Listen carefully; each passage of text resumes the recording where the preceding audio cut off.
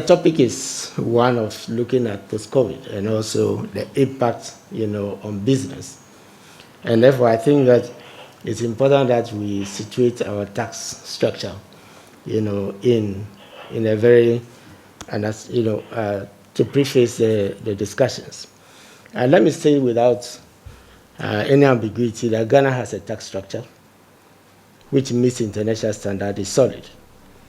And this tax structure has been developed since the ERP SAP, era, when, for example, you didn't know what super sales tax represented. Was it excise? Was it VAT? Was it, general consumption tax? We have rationalized it. And in fact, please next. And in fact, what the structure we have now is direct, indirect. And our taxes serve a revenue or non-revenue goal. That's why we are talking about exemption. It's a non-revenue goal.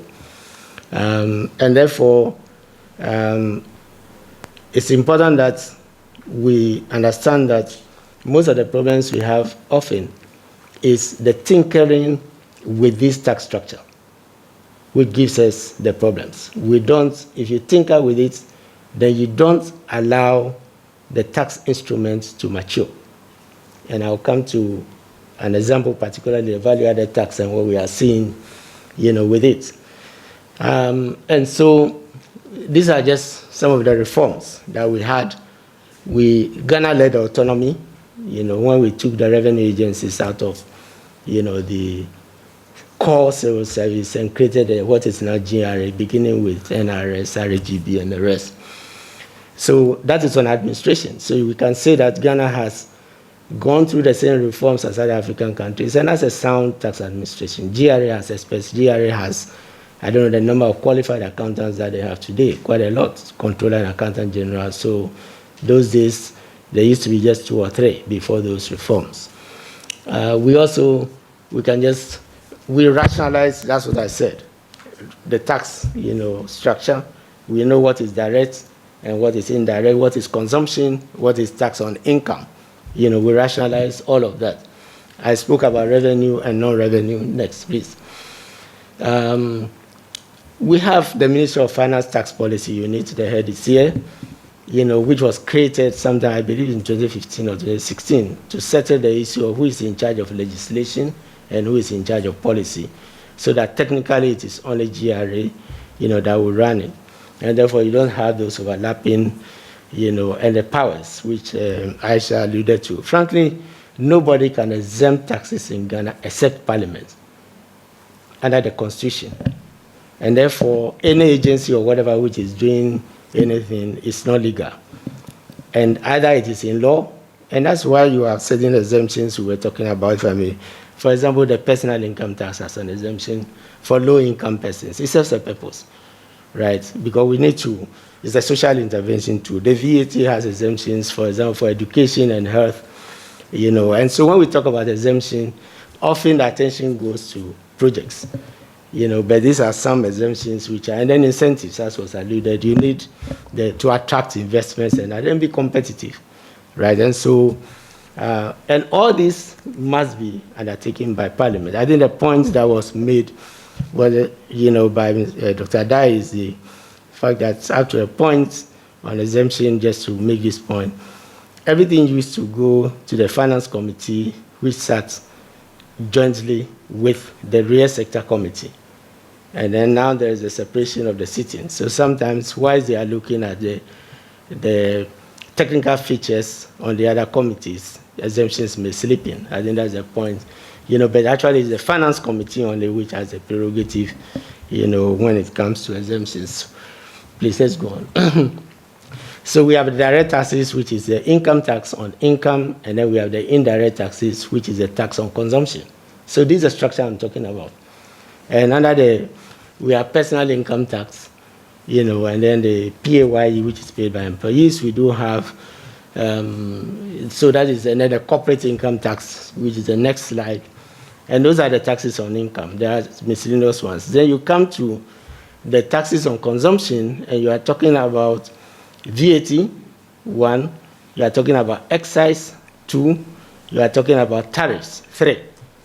These are your primary, right? So for example, when you take, when you remove the GET fund and the NHIL, which is in the VAT, which has a mechanism which allows for refund and credit, and you block the refund and the credit, that NHIL ceases to be a VAT. It becomes like an excise. Right, because then the cost goes into it, and because we are looking at the impact on business. And so what we have there in the straight levies no longer resemble VAT. They are basically excise.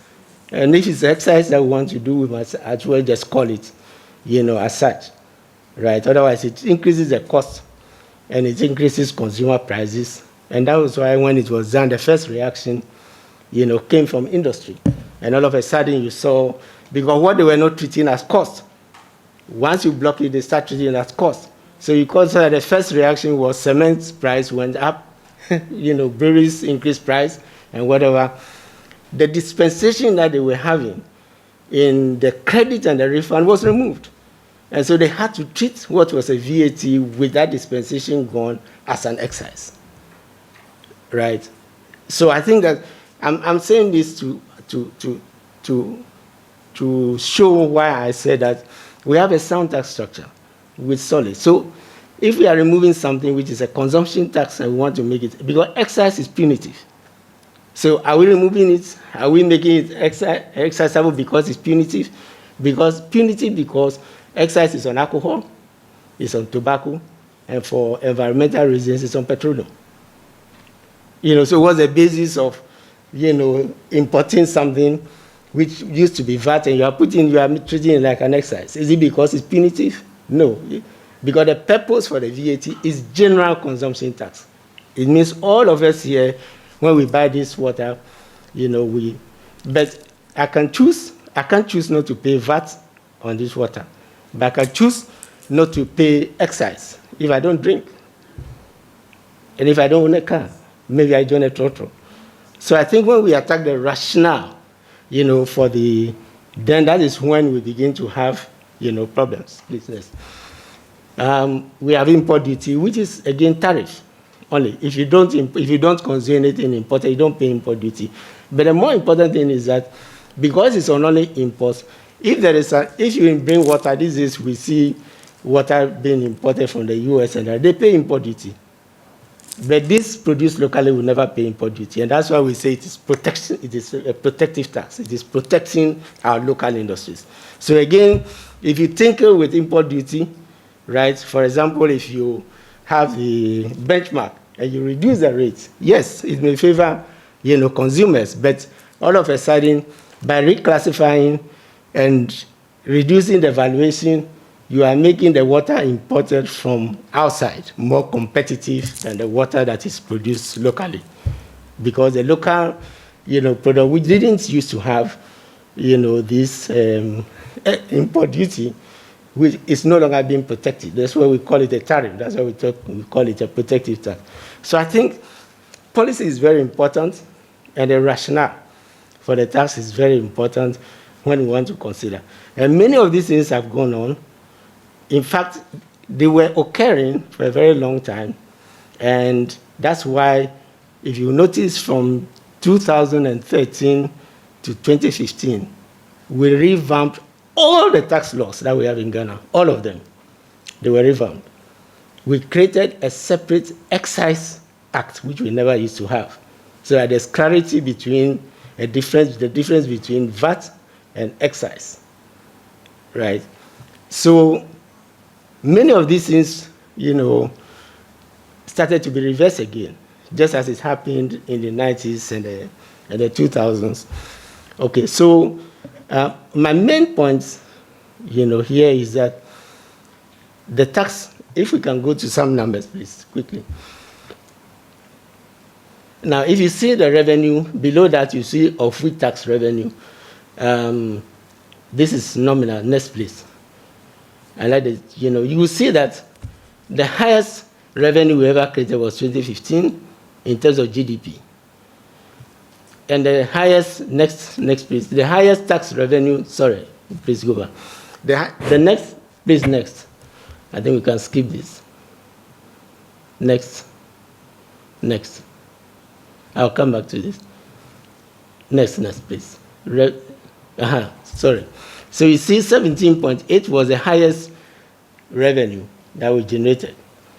And then 13.4 after the rationalizations and others started. Since then, it has been difficult for us to hit this. And what Dr. Boplin was talking about, Sub-Saharan Africa, generating the middle income countries in Sub-Saharan Africa, 18 to 17 to, to 20%. We should be above 20%. Now, if you look at what we did, we projected forward using the budget numbers. You see that the nominal is deceptive because once you express it as a percentage of the GDP, which is also increasing, you see that we are nowhere near. It is towards the end of 2023 to 2024 that we are going to be reaching, some of the peaks that we, and I must say part of the reason it's low is the rebasing. When you rebase also, it affects the, so it means that if the economy has difficulties as we are discussing, right, and it needs to get out of it, for the burden to be lifted, this ratio should be going up. But when you compare it to expenditure in the previous ones, the expenditure is also not going down. So the question is, are we ever going to get out of this situation? And this is why some of us say the budget is so sufficient. This is where you need a program. Whether it's homegrown or it is forced on you, you need a program to address the fact that this shouldn't be at 16. This should be at 18, 19. If we want to get to those who are, as a middle-income country, to 20, that's the only way you get the 3% additional points to add, to your revenue, so that by keeping expenditure down or even lowering it, you begin to use revenue to service your debt. You use revenue, to do instead of borrowing, as we are doing now. So the projection itself, does not give us or appear to give us, this indication. Therefore, one of the tasks, since we are talking about business, is that, and this is one of the reasons why, why the temporary taxes were not removed. It's one of the reasons why the fiscal stabilization, levy was not completely removed, and we have added another one. And it's one of the reasons we didn't allow the ESLA to lapse. The ESLA should have lapsed last year because it was meant to be 3 to 5 years. Rather, we have increased, we increased it once, and we've increased it again, and we have given aliases, and increasing it. And that is because the tax handlers, are not serving, we call it buoyancy in taxation. They are not being buoyant. Can we see, this is illustrated in some graphs, and then I wind up doing question time, we can go back. So this is the graph, this is a graph which shows where we are. The straight line is where you are with your revenue and your taxes. And this is blue is interest and then wages. And you can see that this was before 2020. This is up to 2020, the left side. This is going forward. You need your taxes to be significantly above, because the last one you see, which is streaming on top, is capital. And that's the only one you need to borrow. But what we have now is that anything above that line, we are borrowing to finance, and that includes recurrent expenditure. These were some of the problems. It's not unique to only this government, let's be clear. This was a problem we faced with single spine, if you remember, right? And that's where you see it starts this starts from 2013. You could see the peak going up there, and you could see that, that's when it started. Then after single spine, it started creating, some room. So anytime you have a major expenditure, which decepts, the decision, unless you raise taxes, you always have this stagnation, business. So now, my final points, and then we'll come back to some, I don't want, exactly. So these are total taxes for the whole period from 2013 to 2024. This is the total revenue. These are total taxes. You can see that not much has changed. The GDP, which I expressed, right? We are just, hovering. Sometimes it goes down, but it hasn't broken. It hasn't gone beyond the 14 before you can get to your 20. And that is what we need. if we are not going to be using taxes to be paying, sorry, loans to be meeting the expenditures. And we are going to, this is what we have. Now, what taxes, next please. What taxes, you can see that non-taxes and the rest, you see the size of the tax, it was very high. Non-tax and the rest are minuscule, right? So it means that if we want to get out of the situation, there isn't much you can do with non-tax according to the structure of the revenue. You have to focus on taxes. And even in focusing on the taxes, you have to focus on the major taxes, which is corporate income tax and VAT. You can see that all the rest, excise comes up, tariff comes up. You see the major ones we were mentioning earlier. When you come to the rest, we talk about PS, personal income tax, we talk about PAYE, we talk about CST and the rest. You can see that they don't come in when you want to raise revenue immediately. I'm not saying that it's not important, right? But when you want to raise revenue immediately in the next, say, 2 years, right, before you can give those ones some attention, then the focus should be on the major tax handlers.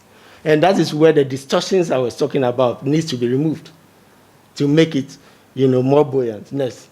Now, there's one final graph I'd like to show. Next. This one. What is happening here? Is it by design, right, or because of the distortions?